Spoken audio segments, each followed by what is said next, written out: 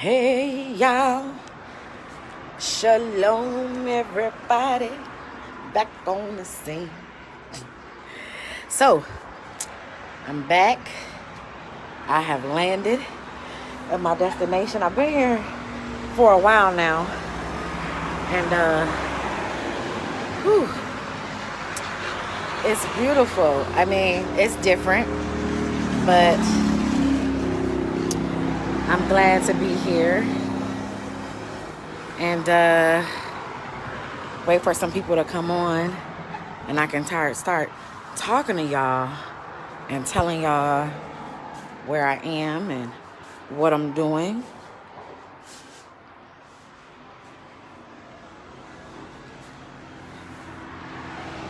Hey, cuz. So, cuz, guess where I'm at? Wherever I'm at, it's hella daytime, right?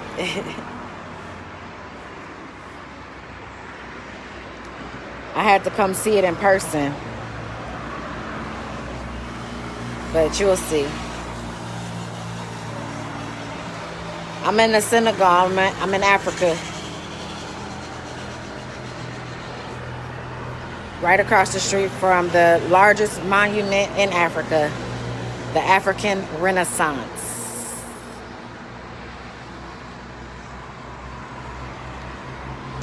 So I'm in Senegal. I hope to be going to the Gambia while I'm here. Maybe even Guinea-Bissau.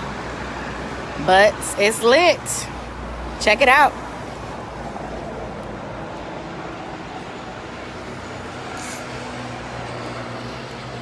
All melanated people. All melanated people on the plane. All melanated people on the billboards. All melanated people walking down the street. It feels good. I done seen so many ads with Africans. So many ads with people. Look at they little buses. And they taxis. Everybody got a yellow taxi.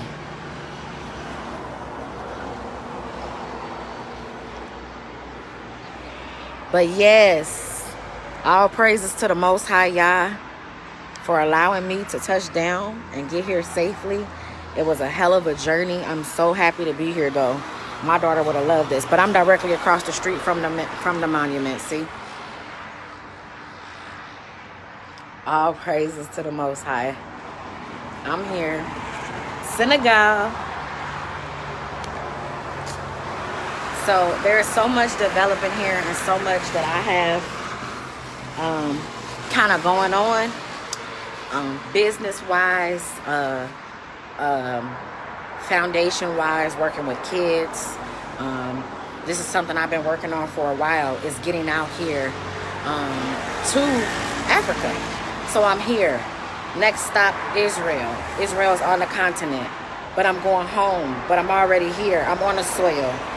You know, and it feels good. I cried on the plane coming across the ocean because, man, first of all, just feeling all them spirits that came across the ocean on them slave ships is no joke, okay? Secondly, I was just giving all praises to the Most High for allowing vessels to fly above his waters as they do for hours at a time. I mean, it's something that is beyond me, how they even make planes to gravitate that long and to be in the air that long or even get off the ground at all. But I just was giving all praises and glory and honor to the Most High because he made all this possible. And there is a lot I need to learn. There's a lot I'm here to learn about my culture. I plan on revealing to you guys. I took an African ancestry test on AfricanAncestry.com, and I plan on revealing to you guys what my mother's tribe, my maternal tribe is. Majority of my family already knows on my dad's side anyway, because I talk to my dad's side of the family all the time, frequently. And shout out to both of my sides of the family, but my dad's side, y'all know how we rocking. I love y'all. I love my whole family, but my dad's side of the family, we be rocking. So anywho, everybody know I've been on this like genealogy trip. Let me just say this too, for everybody watching, everybody that's gonna watch. It is important important that you leave something behind for your kids and your kids' kids and your kids' kids to follow and find. I've been on Ancestry.com. I've been looking at census records from the 1800s, from the 1900s. I've been looking for my ancestors. I've been looking for people in our family. And honestly, I've had a lot of good luck. And it's just interesting, some of the stuff that I've seen and some of the stuff that I've been able to come across regarding my family history, specifically on my mother's side of the family. I have not found a lot of history on my dad's side of the family yet, but that's what this trip is evolving into, and it's going to be for me. And I'm very excited to learn about both sides of my maternal and paternal heritage. We are the children of Israel. We are Hebrews. We're not Hamites.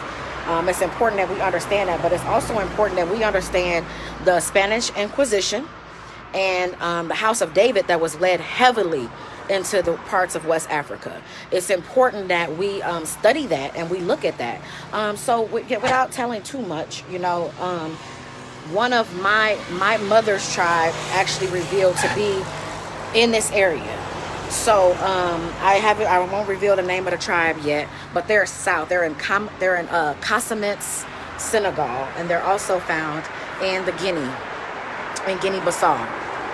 So that is where this is actually really close to there. The Gambia is really close to Senegal. Senegal actually surrounds the Gambia the entire way, and that's where Kunta Kinte was from.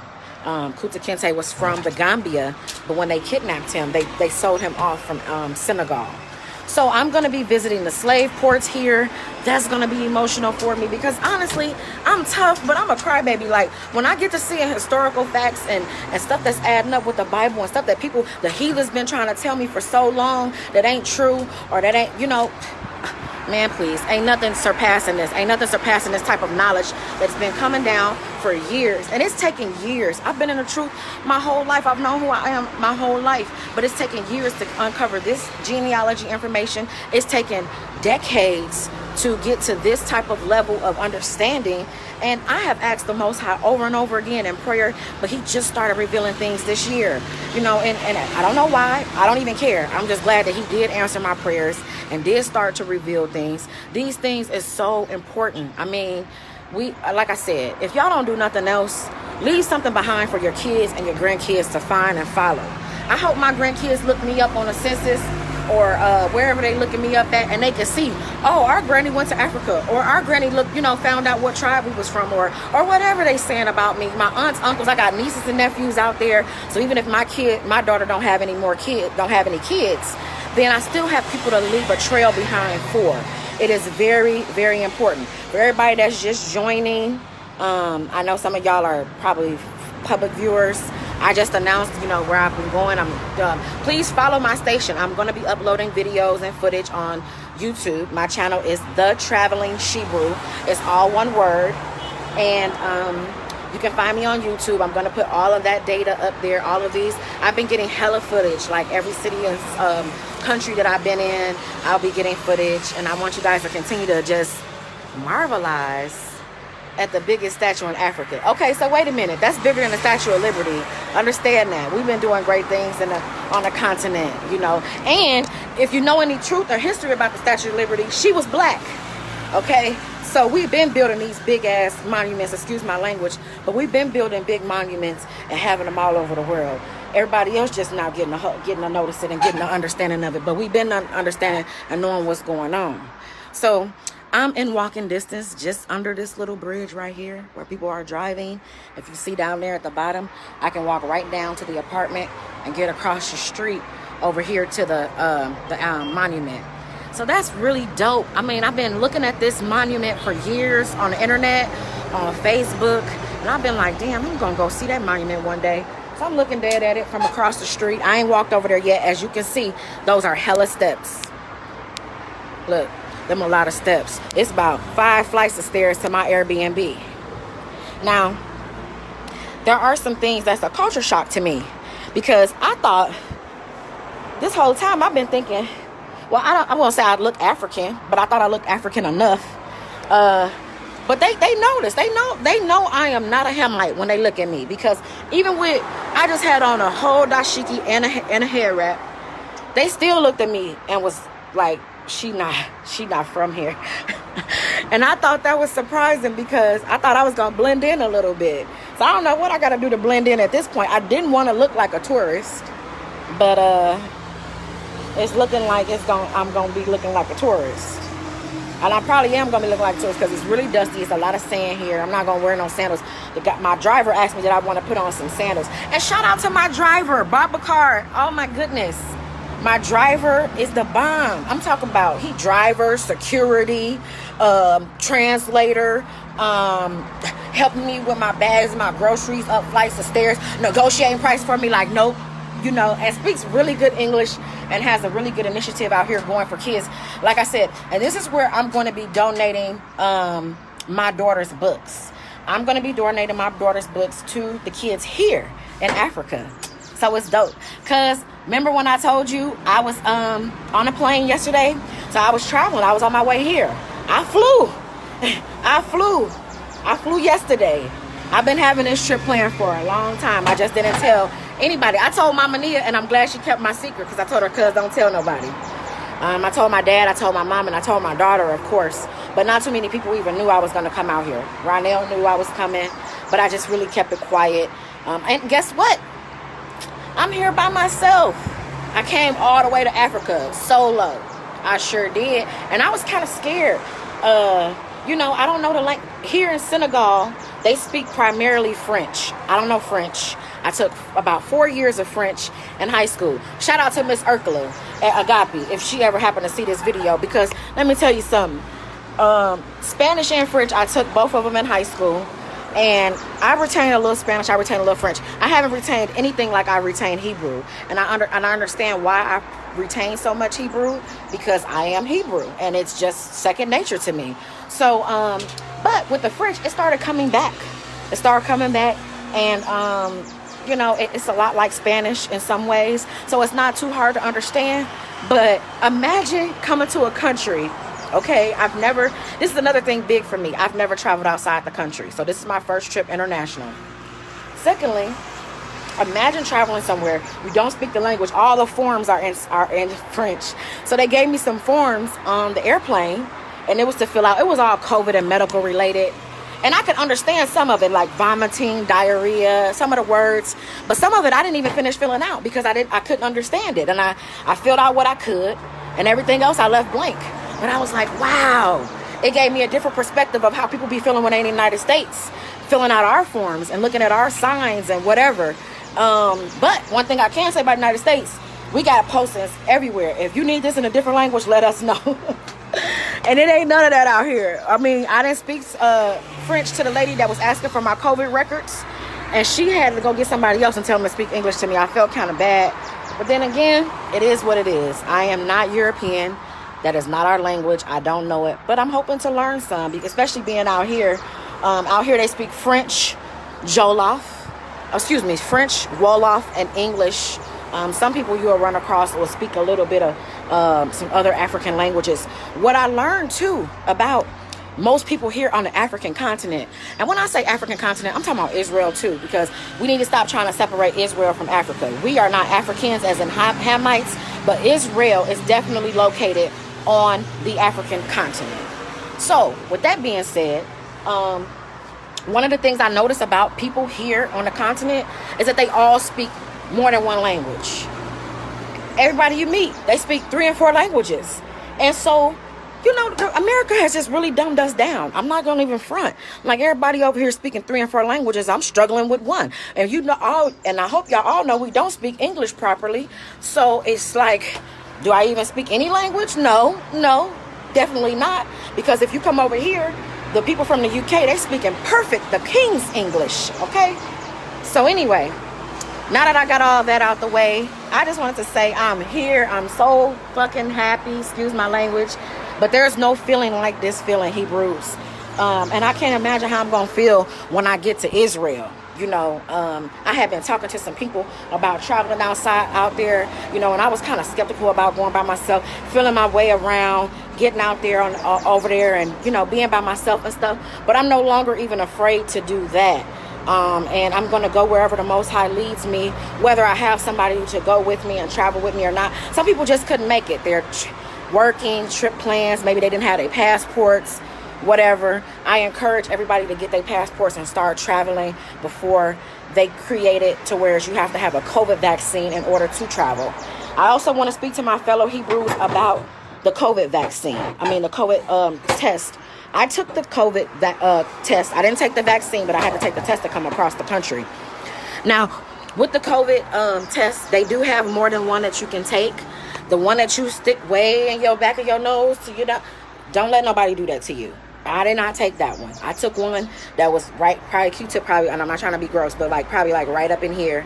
You didn't stuck tissue in your nose further than that. I know. So you don't have to be really worried. The only thing I was worried about and concerned about, and I was praying heavily about, was please keep these mad scientists and all of their witchcraft and all of their demons and all of this stuff that they've been orchestrating to do. Please keep it far away from me. Please let me go over here in peace, in shalom, have a good time. I don't want to get sick.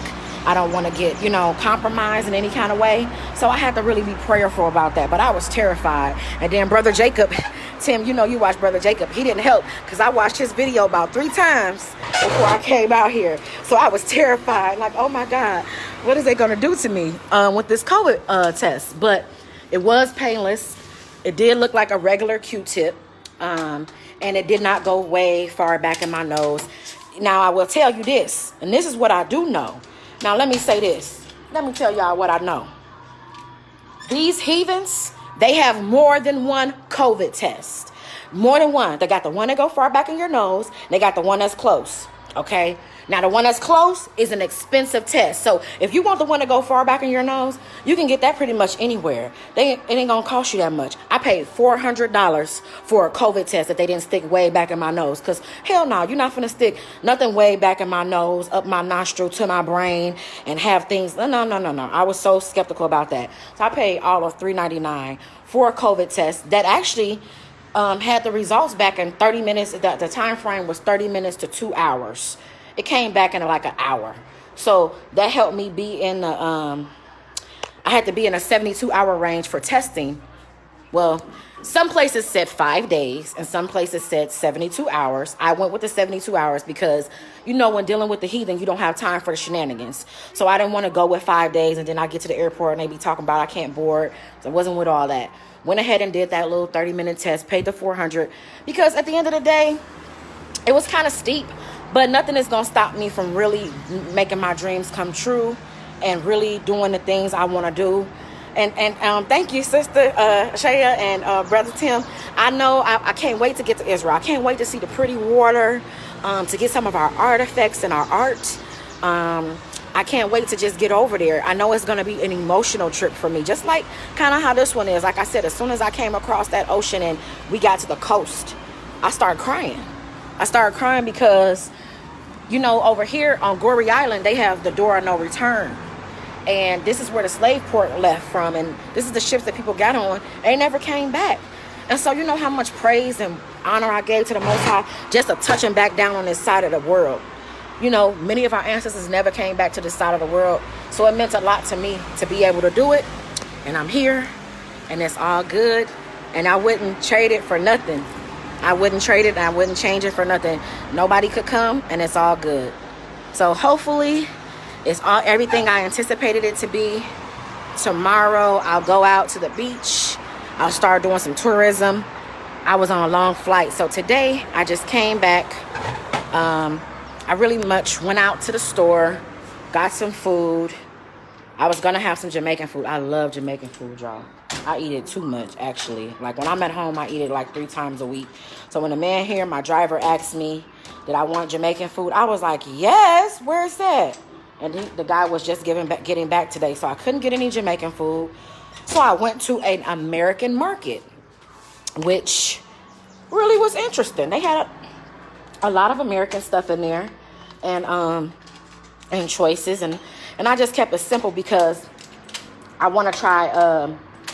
I want to try some of the local foods here, as long as it's clean. We have dietary laws to keep.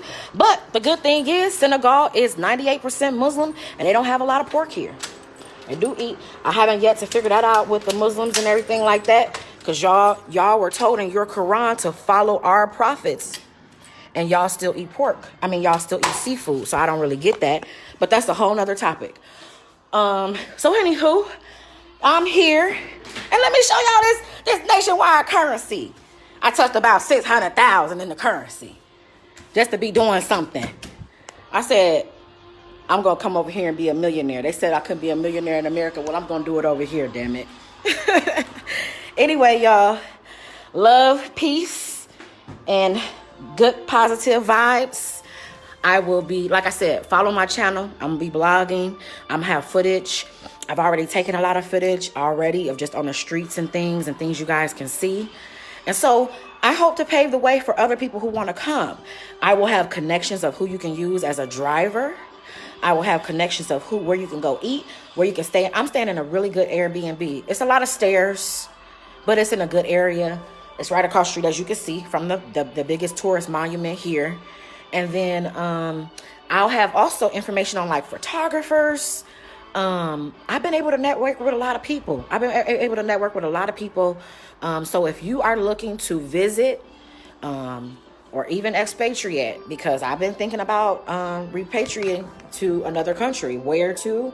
I don't really know yet. When? I don't really know yet. But it's been something I've been strongly considering, and to build up my business and to do some other business ventures that I'm very passionate about. So, like I said, y'all just keep me in y'all prayers, and I will talk to y'all later. Shalom. International phone ringing like a house phone. Bye.